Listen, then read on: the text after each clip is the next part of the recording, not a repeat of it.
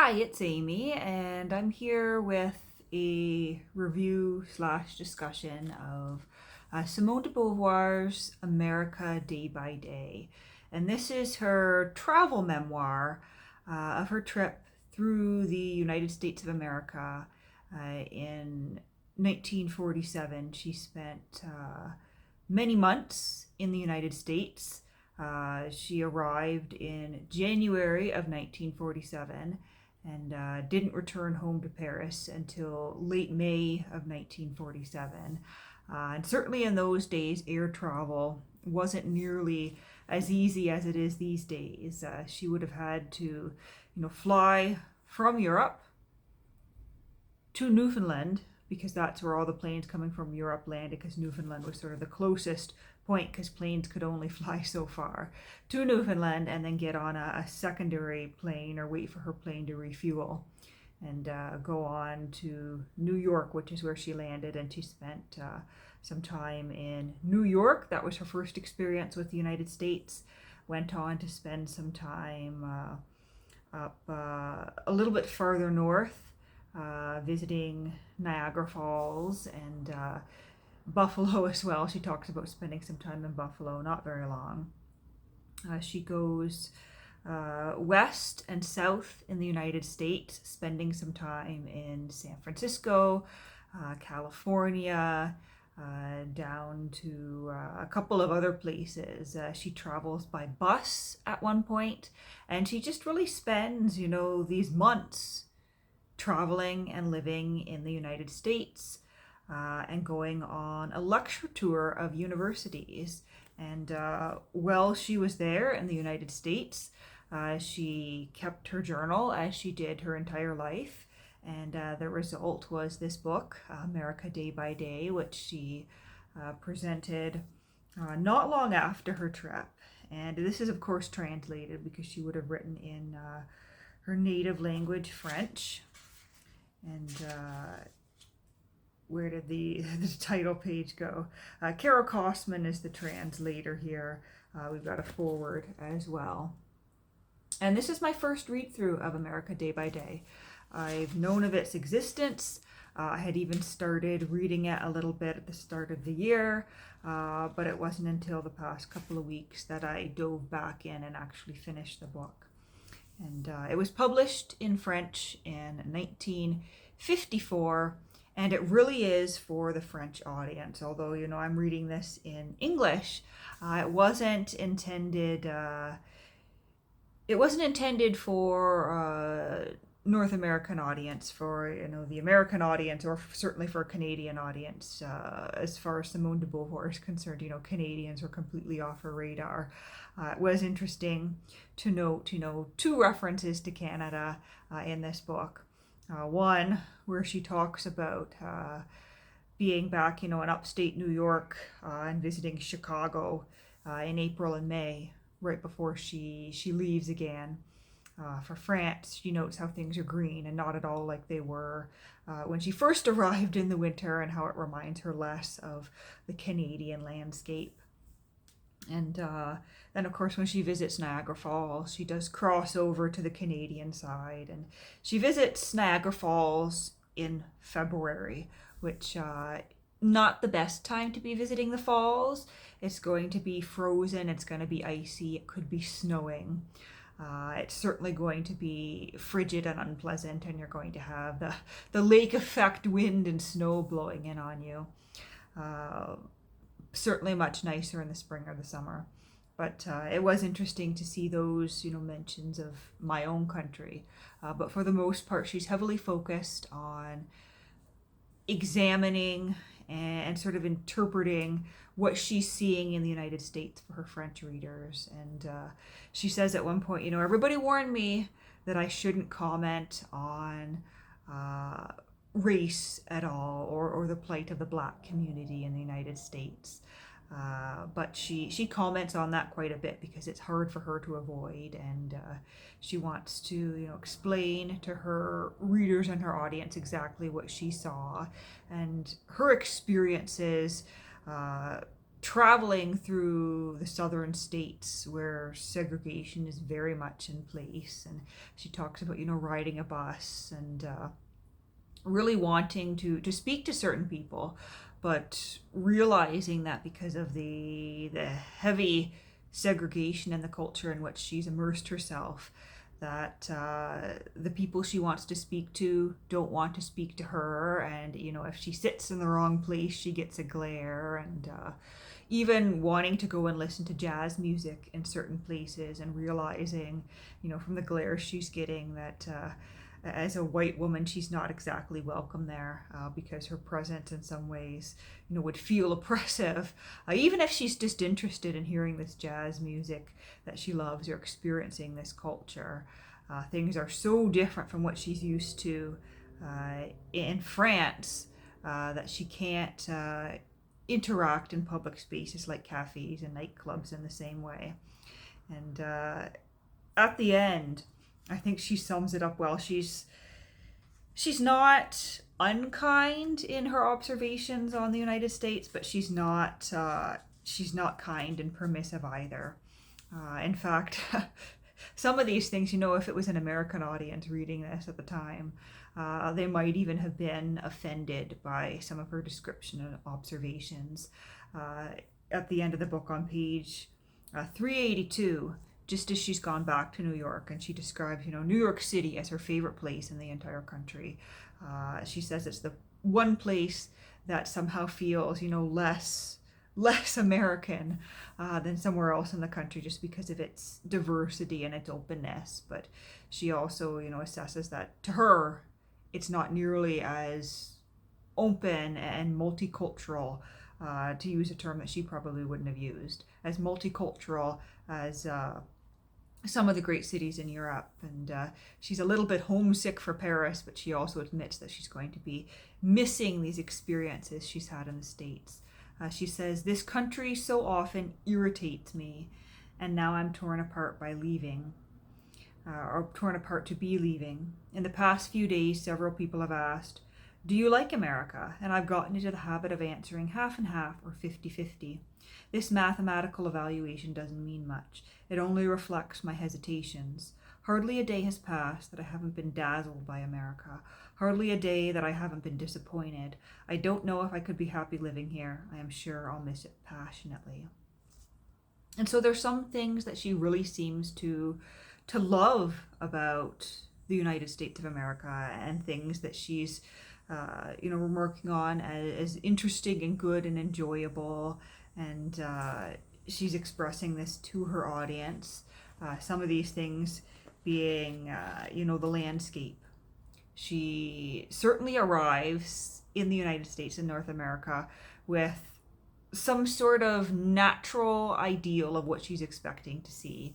And you see over and over again that she is often disappointed when her expectations aren't met. And I'm not sure she even realizes that she is, coming with these preconceived notions. And perhaps, if she did, she wouldn't see anything wrong with it, with expecting to see, these natural, undisturbed landscapes. And she's constantly criticizing cities for being uniform and lacking this history she expects to find. And it's unclear, what her idea of history is.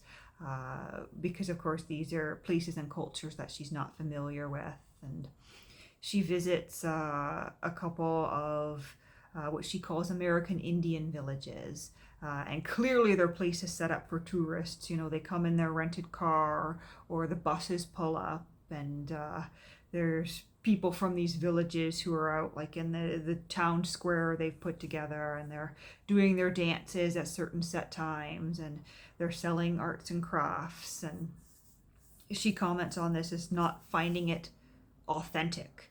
And she says, they do these dances and they call them different things, but it's the same dances. And she tries to wander off to other parts of these communities, and is, reprimanded for stepping, down a path she's not supposed to be on, and for intruding. And it seems to be that she's not finding, the culture she expected to find. She's not being able to immerse herself as she would like.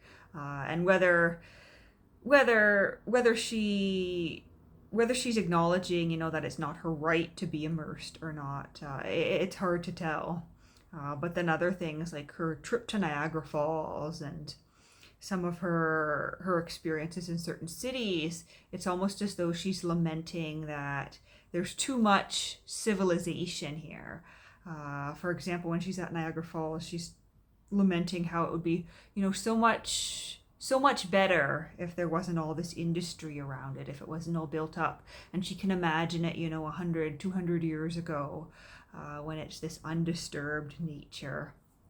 And I think it's interesting that she would sort of bring this expectation with her that, North America would still be this, natural, wild, and almost undisturbed place, because that certainly is a common myth. And she visits New England. She goes to the place where Thoreau lived, although she says she didn't have a chance because it was quite a hike out to go and visit the site of his cabin. She did visit Concord, comments on the house of Nathaniel Hawthorne and Louisa May Alcott. And she certainly has certain ideas about Louisa May Alcott. I seem to recall in reading some of her autobiographical material in the past that she was certainly a fan of Alcott and Little Women as a child.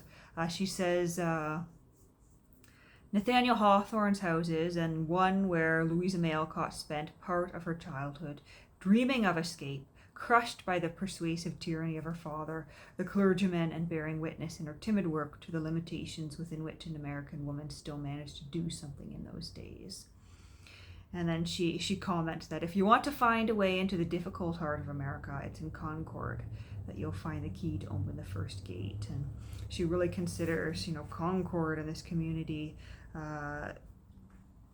an intellectual cradle of America. And I think that's certainly, there's a lot of people who would certainly consider that a correct assessment. And, as an outsider myself, Concord and New England, that area, New England certainly does seem to be, this cradle of literature, of American literature.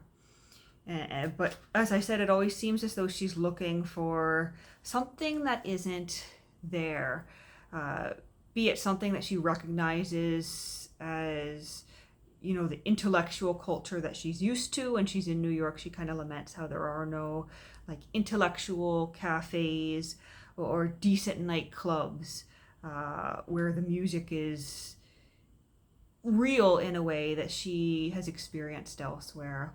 In fact, she talks about jazz music a lot because she was a fan of jazz music, and jazz music, of course, made its way to Paris and was quite popular there.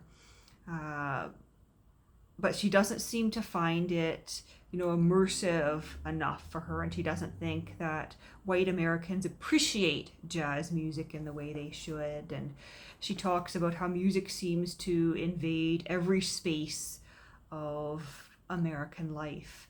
Music is played in jukeboxes wherever she goes. Music is, in cars, on the radio. People even carry little portable radios with them, and the music is everywhere, and it's highly curated. And she believes that white Americans see jazz music as something that should be abstract, and they expect it to be abstract, and they expect it to be a certain way.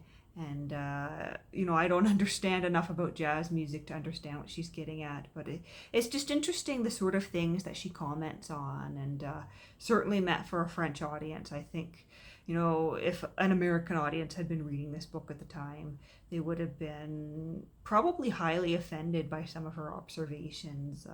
She comments on the norms, the societal norms and the mannerisms of, the typical white American women that she meets, but also goes on to say there is no typical American woman because they differ so much. And she comments on the power balances between men and women, and how it seems, a little bit absurd to her that all the young college women are talking about, getting a husband all the time and how it's a status symbol if you go on so many dates, and how they all seem to be looking forward to marriage. And I enjoyed it. And of course, you have little, cultural tidbits mixed in here, the films she saw, the places she went to, the people she met. She met a number of authors. And I think it was interesting too, the manner in which she chose to get around, because she had plenty of money, as is apparent by her ability to, travel for 5 months in the United States without a consistent source of income apart from the income from these lectures. And she could have chosen to, hire someone to drive her or to rent a car the whole way. But she deliberately chose, in certain sections of her journey, to travel by bus. And she just enjoyed, reading on the bus on these hours-long journeys, as I think many of us would do, and that seemed very relatable to me.